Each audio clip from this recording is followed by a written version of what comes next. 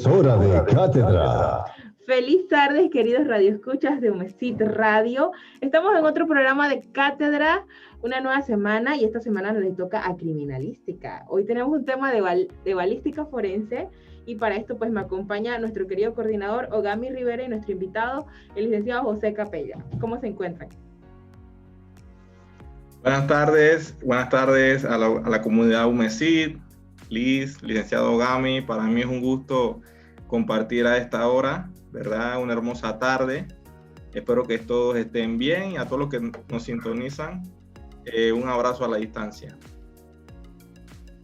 Buenas tardes a todos. De verdad contento el día de hoy porque tenemos un programa bien interesante versado en el área de la criminalística, y contamos con una persona pues que tiene unas características diferentes a los invitados de día a día, porque entre otras razones resulta que ya tiene mucha experiencia en lo que es el tema de la criminalística como tal, específicamente en el área de la balística forense, y por otro lado es a la par estudiante de nuestra casa de estudio. Así que tenemos un 2x1 el día de hoy, por decirlo así, para el desarrollo del correspondiente curso. Y agradecer, yo siempre hago el agradecimiento a quienes nos hacen los contactos, y en este caso a la profesora Mónica González, que entiendo le está dando deontología a nuestro apreciado estudiante y lo ha invitado para poder colaborarnos el día de hoy con su experiencia dentro del Instituto de Medicina Legal, precisamente en la sección de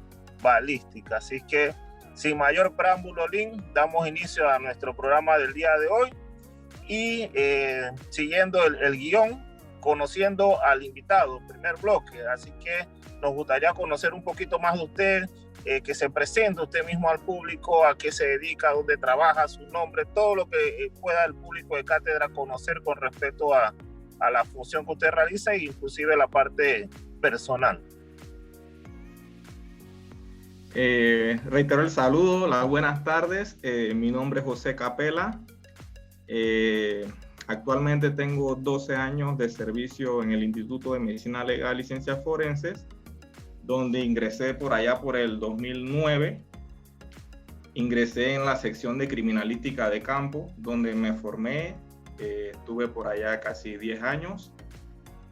Ahora, estos 2 últimos años, estoy en balística forense, allá en Ancón. Por allá, por el 2008, fuimos estudiantes de la UMESIT. En aquel tiempo entonces era el INSPA. Obtuvimos allí un título de técnico superior en criminalística y procedimientos jurídicos.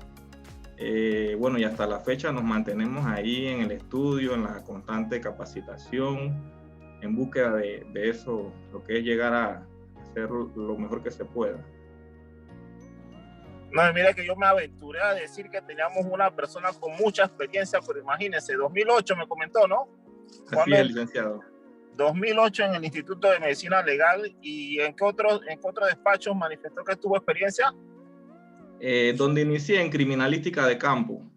En criminalística de campo, la escuelita de todo el mundo. Sí, allá tuve 10 años, para ser exacto. Y la criminalística de campo, desde esa experiencia que usted tuvo en el 2008, ¿cómo era la dinámica en ese entonces? ¿Siente que hay mucha diferencia con lo que se está dando en la actualidad? Aunque en la actualidad ya dijo que no está en campo, ¿no? Pero como es miembro del instituto, conocerá más o menos algunos cambios que se han dado.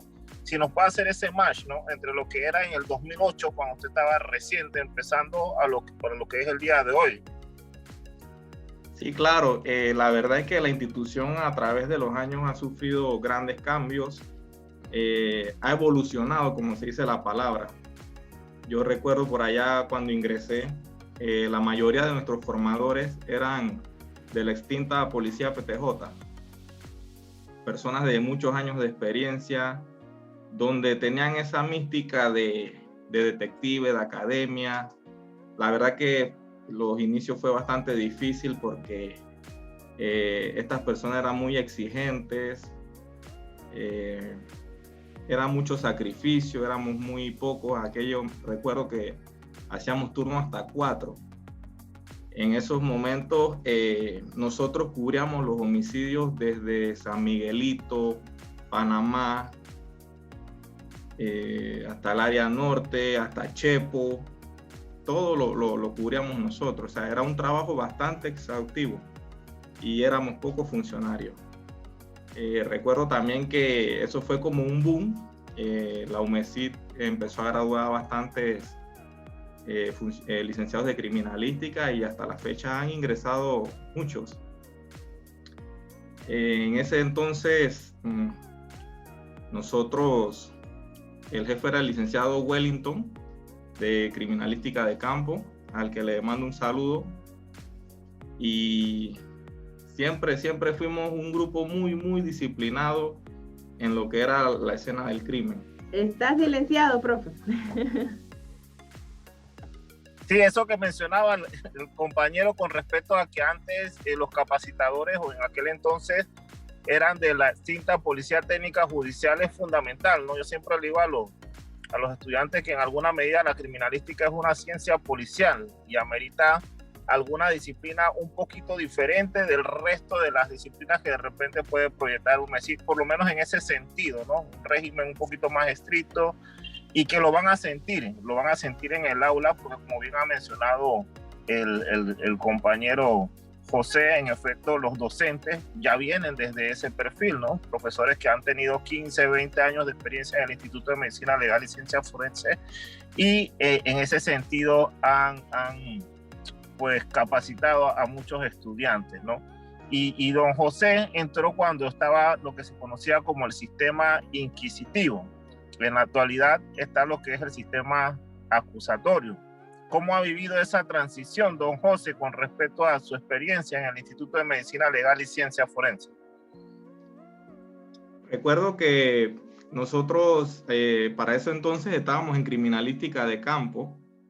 En el sistema inquisitivo, la verdad, nosotros muchas veces íbamos con los investigadores de la mano, con la fiscalía, hacíamos un trabajo más en conjunto. Cuando se da lo del sistema penal acusatorio, como que cada quien hace sus funciones, cada quien tiene su parte de la investigación. Recuerdo el primer día que entró a regir el sistema penal acusatorio, yo estaba de turno. Recuerdo que se dio un caso de homicidio en Bocalacaja. No asistí, la verdad, asistió otro compañero, que era el que le tocaba. Pero sí, de criminalística de campo, yo fui el primero que fue a una audiencia por homicidio en el sistema penal acusatorio. Estaba nervioso, nunca había ido yo a comparecer a un estrado en el sistema inquisitivo, que más era como lo que usted ve, que primero se detenía a la persona y después se investigaba.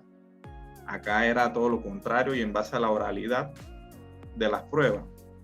Recuerdo que fue un caso muy difícil donde fuimos a rendir nuestro testimonio, un homicidio que se había dado por el área de Pacora en una barrotería, donde había fallecido una mujer. En ese caso entonces se lograron pruebas que vincularon a un sujeto y se condenó a ese sujeto hasta la fecha. Permanece en el sistema penitenciario.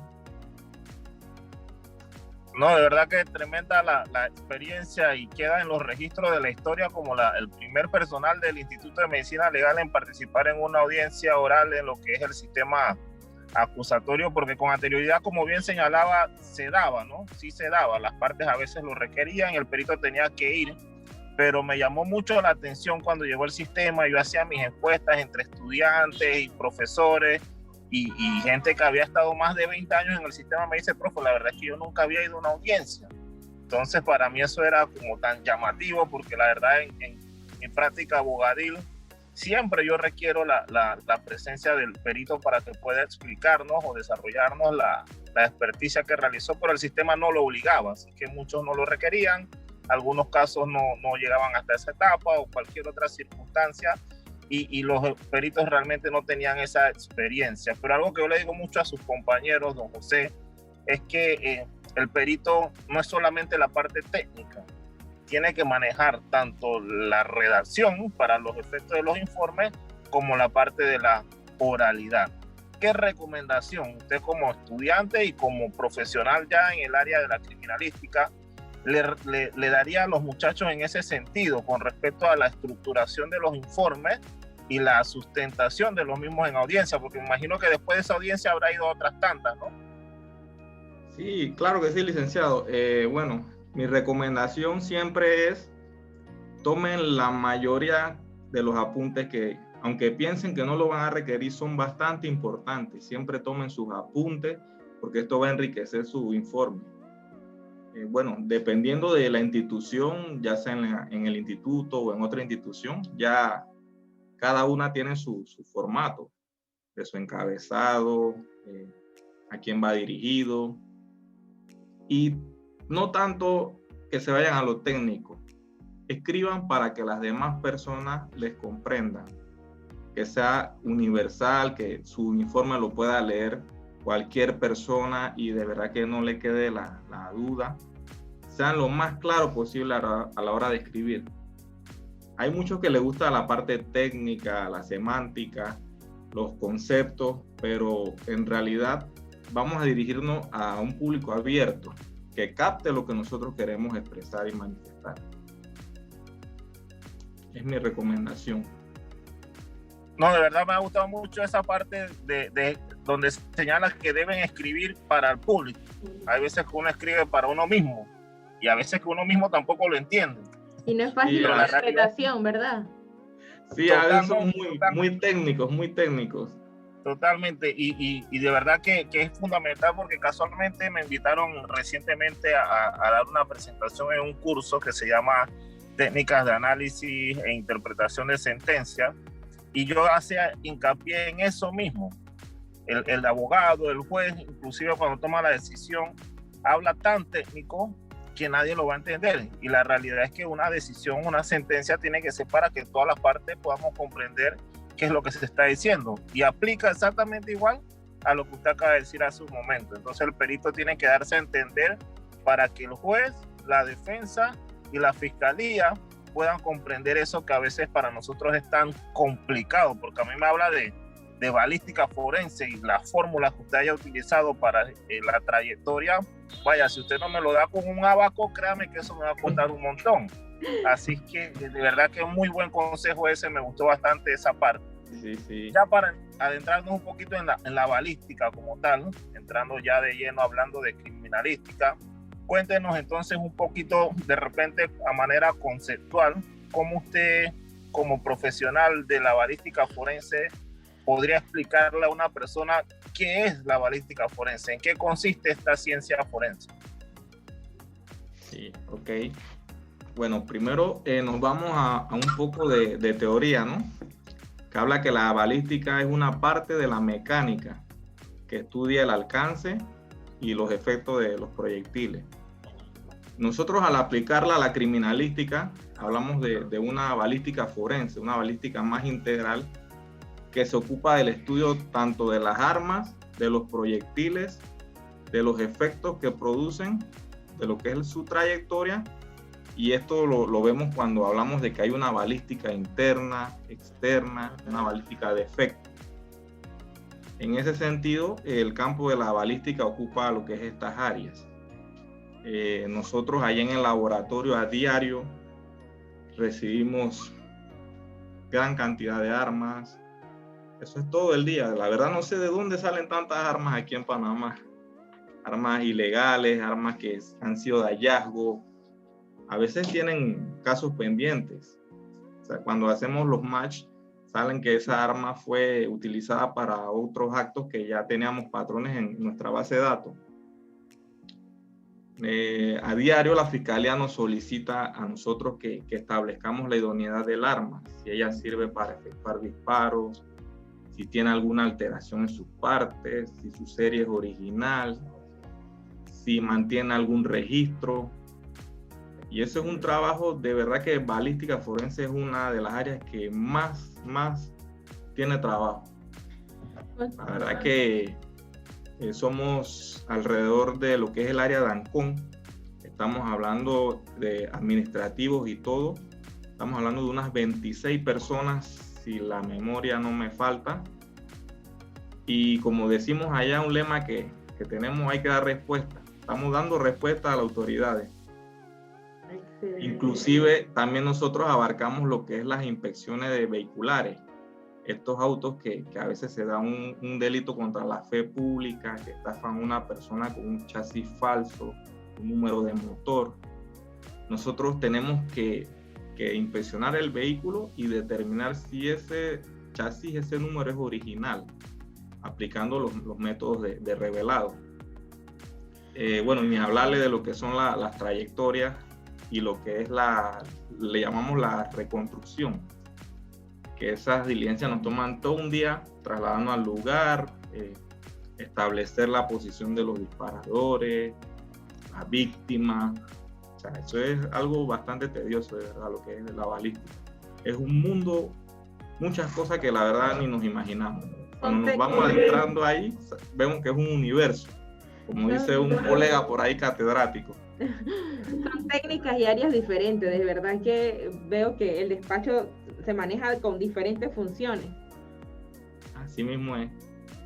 Wow, muy interesante esa parte. Pero explícanos un poco la parte del despacho, o no sé, me profoga a mí, yo aquí metiendo mi cuchara de la voz del pueblo. No, la voz del pueblo es libre. Esa misma pregunta, creo que tenía unos problemas ahí técnicos, pero totalmente viable. Lynn, puede hacerle la pregunta con confianza. ¿Cómo funciona el despacho en sí para el área pues, de balística? Cuéntanos un poco cómo es el engranaje que tienen ustedes allá. Nosotros tenemos lo que es el jefe, el licenciado Luis Martínez. También le enviamos un saludo a esta hora. Tenemos un líder técnico, tenemos un supervisor, y tenemos, que es el que hace las revisiones, y tenemos supervisores en cada grupo. Nosotros ahorita mismo contamos con 4 grupos. Cada grupo tiene alrededor de 4 funcionarios. Por temas de la pandemia, hemos reducido así a este grupo. Estamos trabajando actualmente 24 horas por 72. En eso se van los 4 grupos, nos vamos lo que es corriendo los días. Eso de 24 por 72, ¿cómo se mastiga, mister? ¿Cómo no? Nosotros entramos 24 horas, es decir, de 7 de la mañana, póngase que mañana, a 7 de la mañana del día siguiente. O sea, yo entro mañana jueves, saldría el viernes a las 7 de la mañana. ¿Y después cuánto tiempo le quedaría de descanso? 3 días. Estaría libre el viernes, sábado, domingo. Entraría nuevamente el lunes.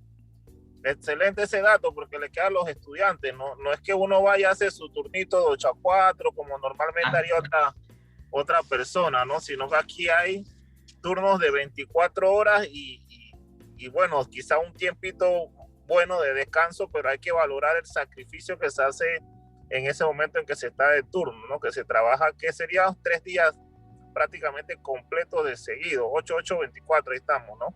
3 días completos de seguido, entonces de verdad que el esfuerzo es muy grande y en ese lapso les da algún tiempo de descansar o están activos todas las 24 horas, don José.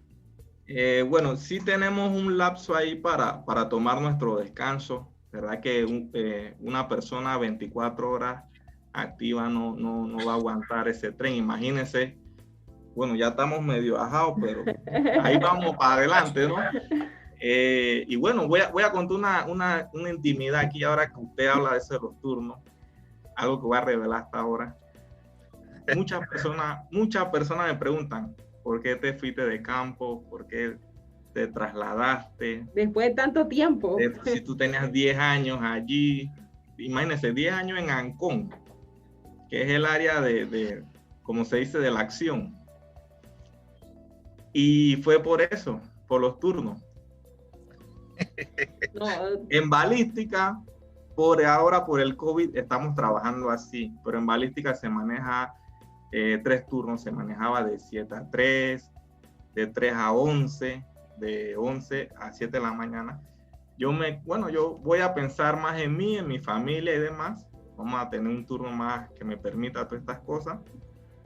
Y ahora por COVID vuelvo a caer en los 24.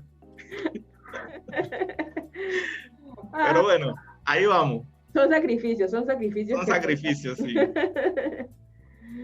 Sí, esa Oye, fue la José, razón. Ajá. O sea, al inicio también mencionaba que la balística se vincula con muchas otras ciencias. Me pareció, porque en ese momento creo que fue que se me cortó un poco el tema del audio. Me pareció que hablaba que estaba muy vinculado con otras ciencias como la física. Creo que habló el cálculo. Por ejemplo, académicamente los muchachos dan también lo que es matemática. ¿Qué tan importante es tener esta base para un estudiante que aspira a entrar por lo menos a esta parte, ¿no? Sé que hay un proceso interno donde casi que obligatorio todos primero deben pasar por campo, etcétera, y después la especialidad, pero si un estudiante anhela, desde que entró a la facultad, yo quiero ser balístico, a mí me gustó fue esa parte que yo veía en la televisión. Entonces, ¿qué fortalezas debe tener ese estudiante para entrar en la sección de balística forense? Sí, es importante. Las matemáticas son todo, las ciencias exactas. Nosotros aplicando los principios de matemática, más allá de lo que nos brinda la física, hay fórmulas que, imagínense, son desde que estamos en el bachiller. Sacar el ángulo, el seno, el coseno, medir la distancia de un punto al otro, los vectores. O sea, eso es importante, la física. La verdad que es muy importante en el área balística. Lo que son las fórmulas, transformar el peso, transformar un peso de gramos a granos. Muy importante. La verdad que la física es un complemento muy importante.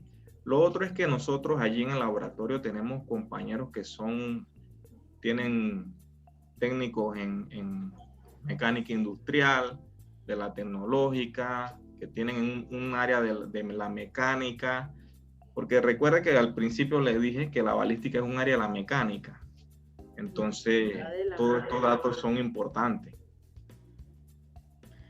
No, definitivamente. No, fundamental conocer que hay una variedad de ramas, de especialidades, conocimientos que debe manejar un estudiante que aspira alguna vez a poder entrar en la sección de balística forense, o quién sabe a desarrollarse también particularmente en esta área, ¿no? En esta experticia. Pero ya hablando un poquito más de la misma parte ya de la actividad criminal en sí, don José, será un hecho criminal donde se utiliza un arma de fuego. ¿Cuál sería el rol fundamental de ustedes como balística forense en una investigación con ese perfil, doctor? Sí, nosotros tendríamos que hacer una experticia, bueno, primero que todo, ubicar esa arma, si la ubica el personal de campo, los investigadores, porque nosotros recibimos indicios de fiscales, de IJ, policía, los peritos de campo. Nosotros tenemos que determinar que esa arma fue la que participó en el hecho. Lo determinamos mediante los casquillos, proyectiles que se encuentren en la escena. Cada arma, el tubocañón, deja características específicas en cada proyectil y es diferente. Nosotros estudiamos en balística, en el caso de los proyectiles, lo que son los valles y crestas. Cuando un arma, el proyectil gira hacia la derecha o gira hacia la izquierda, según la marca del arma. Tenemos una tabla de diámetros de cuánto miden las crestas y valles, que son las rayitas que usted ve en un proyectil muy, muy diminuta. Eso lo vemos en microscopio. Imagínense que una... Justamente le iba a preguntar qué era eso de las crestas y los valles. Uno piensa en las montañas y las gallinas, ¿no? ¿Cómo es la cosa en cuanto a las crestas y los valles, don José? Sí, la verdad que el proyectil, cuando vemos una munición nítida. Esta, al pasar por el arma deja, por decirle algo, impresiones que son únicas en esa arma. Las crestas y los valles no es más que, si usted agarra el proyectil, ve que el proyectil tiene un área que está hundida, viene como un zigzag. El valle es la parte que está hundida y la cresta es la parte que sobresale. Tendría algo para explicarle. Más o menos es como estos 3 dedos. Usted ve que aquí hay un hundimiento, viene este dedo, hay otro hundimiento. Estos serían lo que son los valles y estas serían las crestas. Allí, en base al conteo de las mismas, la forma, la figura, podemos comparar que fue disparado por un arma. ¿Cómo lo hacemos? Si tenemos casquillos, tenemos proyectiles y tenemos el arma, nosotros hacemos disparos de prueba con municiones que son propias del laboratorio. Nosotros montamos lo que se recolectó en la escena en el microscopio versus los patrones que tenemos del arma. Y buscamos características como lo son las marcas que dejan, si son coincidentes entre sí. Hacemos lo que es el match, entonces podemos determinar que sí fue esa arma la que participó en el hecho.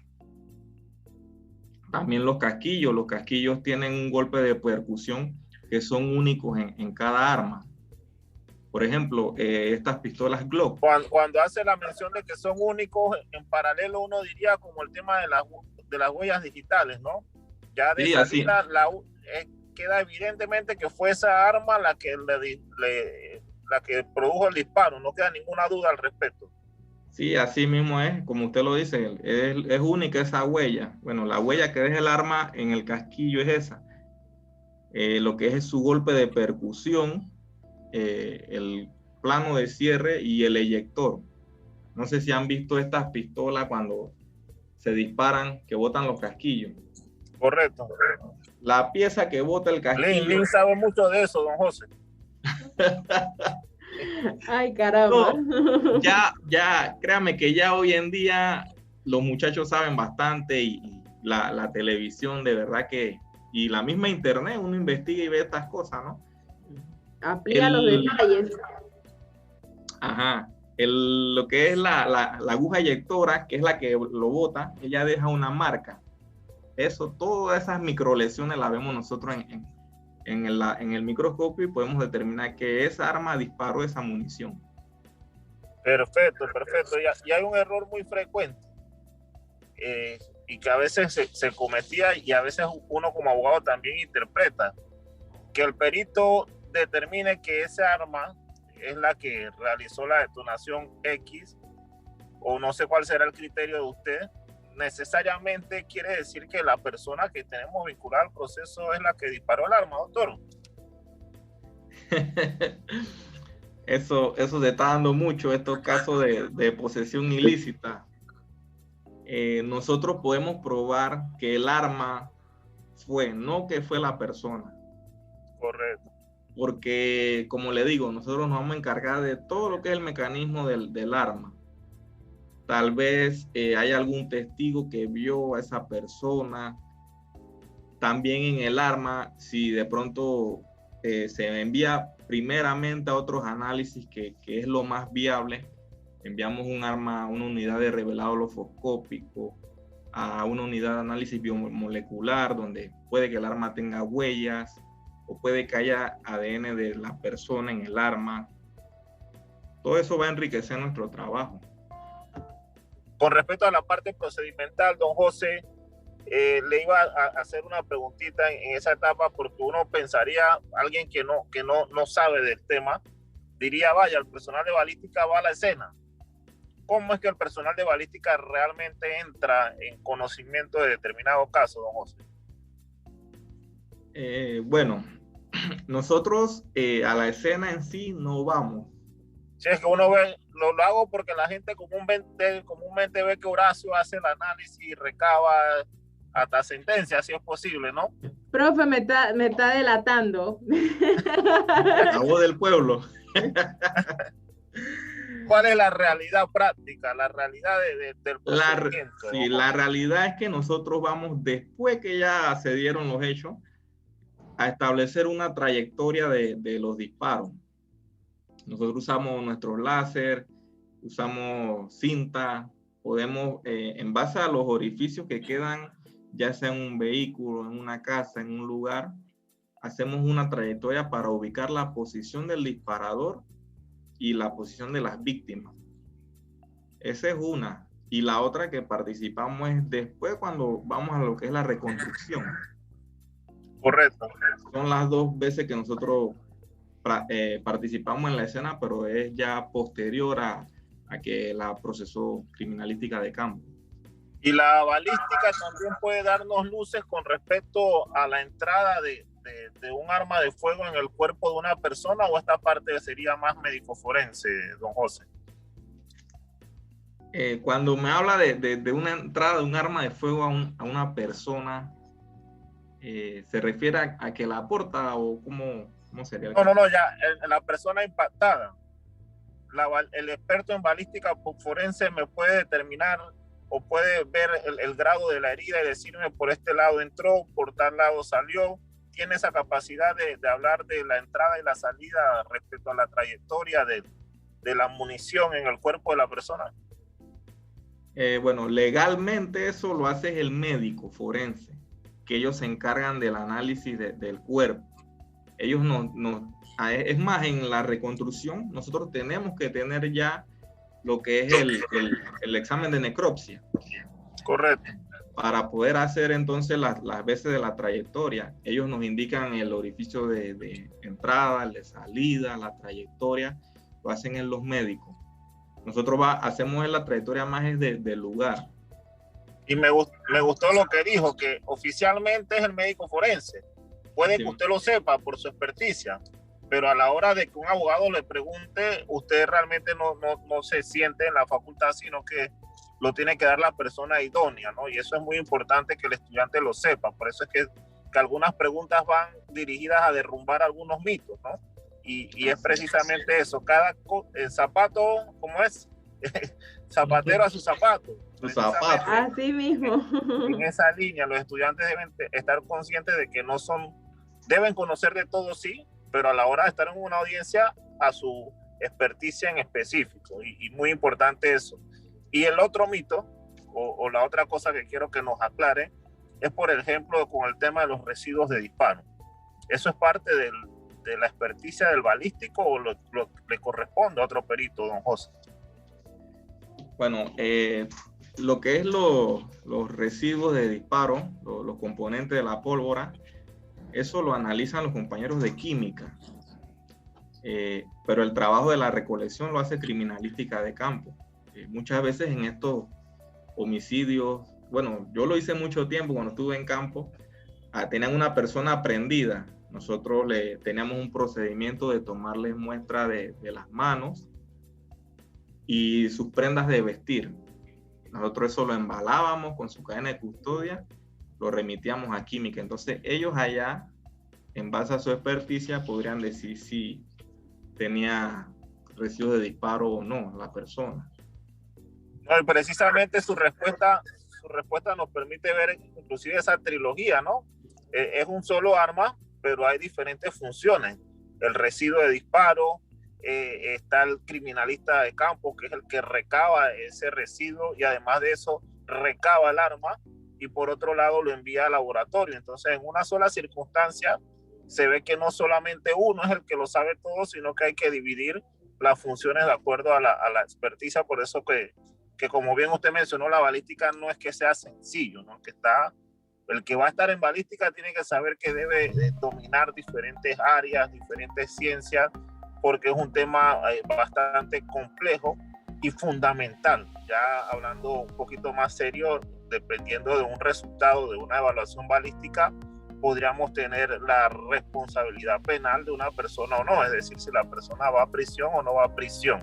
Entonces es fundamental que el que está interesado en esa área tenga ese perfil y ese compromiso de hacerlo con la seriedad que corresponde, amén de que la manipulación y todo este tema de la cadena de custodia, muy importante en esa área de la criminalística. Pero ya entrando en nuestro último bloque, sentencia, nada más 2 preguntitas de cierre, porque producción me hizo ya la seña de que entremos en nuestro último espacio. Así que 2 preguntitas bien básicas, doctor. ¿Qué considera usted que es de repente como la piedra principal que debe conocer un balístico o alguien que está interesado en balística? ¿Qué es lo primero en lo que me debo enfocar? Sí, Bien, lo primero que tienes que estar enfocado, esto va mucho a la ética, a los principios morales. Nosotros tenemos que tener una templanza, una sobriedad, porque estamos manipulando armas. Imagínense, si no estamos bien físicamente, emocionalmente, podemos ocasionar un accidente, podemos hasta herir un compañero o hasta nosotros mismos. Tenemos que estar muy concentrados en lo que es el uso de las armas. Recordar que ellas hay que respetarlas para poder saber manipularlas. Es importante las reglas de seguridad, la bioseguridad. Eso es lo más importante.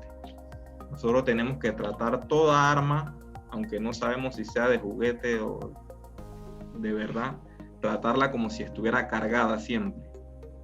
Ese es el principio universal. Tenemos que estar bien enfocados en nuestro trabajo y saber que nosotros no estamos para favorecer alguna de las partes o para favorecer algo. Nosotros estamos para establecer lo que de verdad ocurrió en base a nuestros exámenes. Perfecto, de verdad que es muy buena respuesta, porque el primer perfil sería que tenga el porte ético y moral suficiente para poder entrar al despacho. Ya después lo demás es capacitación y aprendizaje, pero lo primero que se necesita es una buena integridad y seriedad de una persona que va a manipular armas de fuego. De verdad que me gustó mucho ese concepto. La segunda es desde el perfil académico, aprovechando que usted es estudiante de UMESIT. ¿Qué tan importante es para un balístico forense la capacitación y aprendizaje continuo, don José? Es muy importante. Mire que nosotros en balística ya también estamos entrando a lo que son las normas de calidad ISO. Gestión de calidad. Nosotros tenemos un perfil de puesto, un perfil del funcionario y un perfil de funciones. Nosotros, para ser funcionario de balística, usted debe tener mínimo la licenciatura en criminalística para poder ser perito de balística. Ese es el primer principio. Es importante los cursos, los seminarios, un posgrado, una maestría. Si usted va a hacer carrera, es muy importante siempre estar actualizado en los temas. La balística es universal en todas partes, ya sea en el país que sea. Ese es lo mejor, estar bien preparado. Eso hablará bien de tu trabajo. Excelente, don José. De verdad que agradecido con la presentación que nos ha realizado el día de hoy. Debo decirlo, la profesora Mónica en teoría iba a cubrir el programa de hoy y me dijo, no, yo tengo un estudiante que 100 veces un tema más interesante de lo que yo podría hablar el día de hoy. Así que yo le voy a enviar a ese estudiante con el compromiso de que él va a tener una tremenda presentación. Y de verdad que no nos ha quedado a deber, don José. De verdad que muy contento con la presentación que usted ha realizado el día de hoy, su capacidad de manejar la oralidad, el conocimiento técnico, y que se ve que de verdad conoce mucho del área, no solamente de balística, que es donde está en la actualidad, sino de sus anteriores trayectorias. Así que agradecido con su participación el día de hoy. Le cedemos un espacio entonces para que nos dé las conclusiones de lo que ha sido el programa Cátedra en esta tarde. Bueno, estoy muy agradecido por la invitación que me realizaron en el día de hoy. Un saludo a la profesora Mónica también, que ella fue, como se dice, el enlace, como decimos, que estuviera yo aquí, siempre en contacto, agradecido. Estamos para cualquier cosa, somos funcionarios públicos, nos debemos a las personas, tenemos que brindar siempre un servicio. Sé que estos tiempos que estamos pasando de pandemia son muy difíciles, y mi mensaje es que siempre tengan presente a Dios, que hagan las cosas bien. Siempre es bueno un sacrificio, porque eso te va a recompensar a ti en el futuro. Los compañeros que están en la universidad sigan preparándose, sigan estudiando, que van a ver que la criminalística es una ciencia muy, muy hermosa, que abarca muchas cosas, y siempre positivo, que de la mano de Dios vamos a salir adelante. No, hombre, Luis, de verdad que tremendo invitado que hemos tenido el día de hoy. Así que le cedemos a la voz del pueblo para cierre de programa. De verdad, muy interesante la información que nos compartió José el día de hoy. Yo creo que es otra cara de la moneda, ya cuando el profesional está directamente pues en el ámbito, no es lo mismo lo teórico que lo práctico, siempre lo resalto. Y de verdad que pues gracias por compartir tu experiencia con nosotros, por aceptar nuestra invitación. Y bueno, espero que esta no sea la última vez que te tengamos por acá. Al profesor Ogami, gracias también por ustedes siempre con estas gestiones, estos programas excelentes. Cátedra sigue de número 1 en la lista, ¿no? Así que bueno, todos nuestros radioescuchas, gracias por seguir en sintonía y nos vemos en la próxima. Hasta luego. Hasta la próxima. Chao.